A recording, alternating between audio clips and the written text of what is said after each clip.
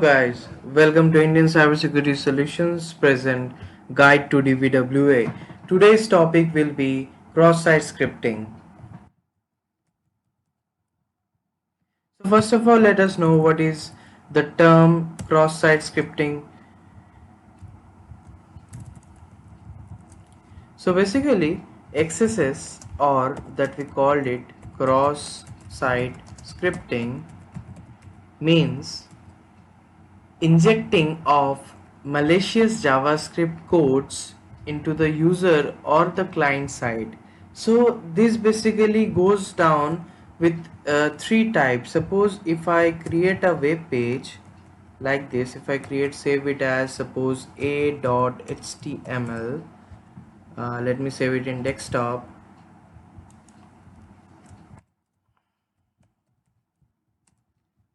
In this HTML, I'm writing a simple script, that is, let's write a simple script, JavaScript script, where we are giving a simple alert name, suppose hack,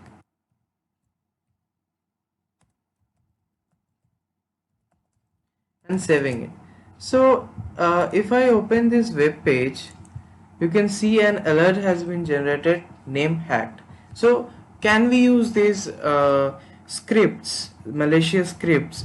These are the very basic scripts. We can use many types of big scripts where we can get username, we can steal credentials, we can get access to the data of that browser or the system from the user and steal from them and bring it to us. These are all the things we can do with cross-site scripting. So let's see how it is done. So there are basically three types of cross-site scripting. So the first one is stored XSS. The second is reflected XSS. The third is DOM XSS.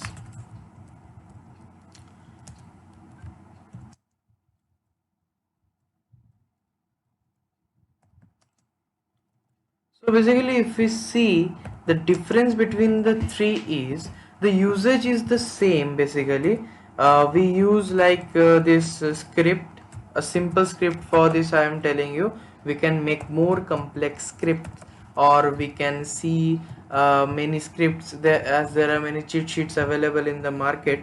So you can also take scripts from there. So if I write here alert hacked, okay, this is the normal script that we will try to put it all of them. So what happens in stored cross-site scripting? Stored cross-site scripting is basically present in like comment box or any type of, suppose there will be a blog system. What happens basically, if it is this website has cross-site scripting, then the script or any other malicious JavaScript code that we will write will get injected directly into the server's database. So whenever, suppose for a comment, if you give a comment, then if you reload the page, that comment gets loaded again. It is taken directly from the server and it is brought back to you. Because if we consider the web applications what we can say diagram, then what we see is, for the basic structure that it is there is a front end which is connected to the back end, and if it has a database, then it is connected to a database. So what happens basically, what we see is a front end, and when we type something, or suppose we search anything, or we fill up a contact form, then if we press submit, then it is taken to that back end where it gets processed. And if it is to be stored in the database, then it goes to the database. That same thing happens for comment section. Like if I give that script and it gets stored in that database, that whenever I will refresh the page, that script will be taken from that database and it will be shown to us in the front end. So basically, this stored XSS help us to manipulate the JavaScript of to be seen by all the users who will be viewing that web page in that time. Means anybody who will view that web page can see that pop-up or anything that we have given there. That is stored cross-site scripting. Then we come reflected cross-site scripting. What is reflected cross-site scripting? It is same as stored cross-site scripting, but it is limited to the user which we are giving. It cannot be seen by any other users. It can only be seen by you if you try to do it in your browser, and if you give that URL to someone else, it can be seen to that person too. Suppose there is a website called www.xyz.com, and there are some parameters like question mark p equal to, and if I simply put that script after that, if it doesn't have any validation present, so that script will run and it will try to give you an pop-up or anything else. So what I can do here is basically I can copy this whole thing and try to give it to some of my victim, and he will be trying to check if he is cunning too. He will try to check like this website address is correct or not. Suppose instead of XYZ, if it is Google or anything else, it will see the names are correct and he will just paste that URL and press enter. So what will happen, the URL is somewhat correct as the domain name is correct. This is the domain name, but the parameters that are present with that URL contains a script that can be very much dangerous for that victim. Okay, that it is reflected XSS, which can be crafted and sent to that victim. Next come is DOM XSS. What is DOM XSS? DOM means document object module cross-site scripting. What does DOM stands for? DOM is basically the usage of HTML elements like body, href and everything else. So we will use that type of elements. When we use that type of elements to create malicious, means to give malicious scripts, inject malicious scripts in that website, then it is considered as DOM cross-site scripting. So today's first topic that we will be see is DOM cross-site scripting in 3 levels. Okay, let's check it out. So we are here in the DVWA. Let me log in with the name admin and password. So let us first set the DVWA security to low and submit it. Then let us go to the cross-site scripting DOM, and here you can say you can see that it is vulnerability DOM by cross-site scripting. It is trying to say that please choose a language, English, French, Spanish, German. So let me select French and I select it. So you can see there is a parameter that is default. So let's check that parameter. So you can see this parameter is present here, the value of default. It is and considerably document object module of this HTML document. So what we can do is we can manipulate it. So let us try by using that simple script. In DVWA, if you get stuck in somewhere, you can see the view source section to understand the backend process which are getting happened. So here, as you can see, for low PHP, no protection, anything goes. So if it is allowing anything, so let us write this script here. Let us copy this script and paste it here after French and press enter.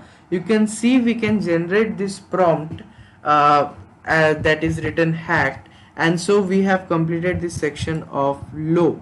Okay, so now let us move on to medium section. Let's again go to the XSS DOM and try to select any language like Spanish. So let us put that script again. You can see that whenever I'm putting that script, I'm reverting back to the default equal to English value only.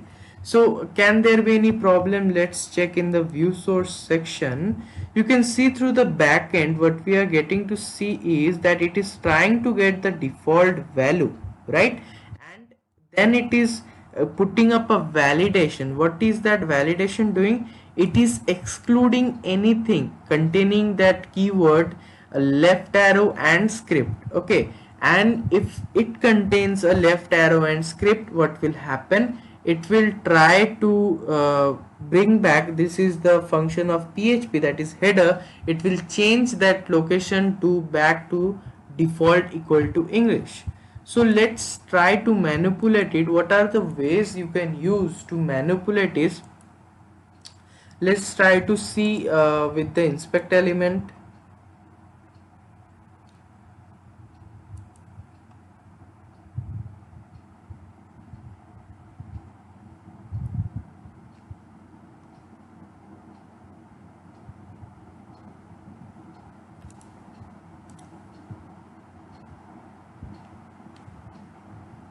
Okay, so what we can do here is we can use anchor tags, basically not tags, basically anchor HTML. So what happens with anchoring is when you are scrolling, what happens in anchor, that is this hashtag, when you try to scroll basically uh, to a single suppose we have, sometimes we have seen websites like there are many tabs in the upper section like home and different contact us button put up in a single web page. So whenever we click on any one of them, if we click on contact us, we go to the full lower section of the web page where this contact us box is present. This is done by this anchor in HTML. So let us use this anchor and try to put up some of any of character like T and press enter. Let's see what it is happening. It is changing, not changing. Let us try to put that script again. It is also not changing. Okay, so after refreshing, you can see that we have generated this prompt hack. So what it is happening basically when we are using this anchoring, so when you are putting this hashtag and after that hashtag, it is allowing each and everything to be run. Okay, so whenever I am clicking on it or I am refreshing it, so you can see this prompt gets this malicious JavaScript gets accessed and processed and the prompt is generated. This is the medium section of cross-site scripting. So let us move on to the high section of cross-site scripting. So in the high section, let us again select any language and press select and let us basically go with that script and press enter. You can see again that header function is putting us back within that same validation has been put up. So let us try with that hashtag and press enter or refresh it. You can see again I can generate the prompt with that anchor tag. But if we see the source closely, we can see this this one is using this case functions. Okay, this is the LOL language, French, English, German, Spanish, okay, break, and this is the default if it is not providing the section. We can also use another parameter, this complete script as another parameter. This default was on a one parameter. We can use this complete script as another parameter by just removing this hashtag and putting an and symbol. When there is numerous parameter passing through an URL bar through a get method, we could see like and is present in between each and every parameter. So let us check with let us make the DVW thing that we have a new parameter named script alert script and press enter. You can see we can easily generate a hacked prompt. So this was the DVWS XSS DOM high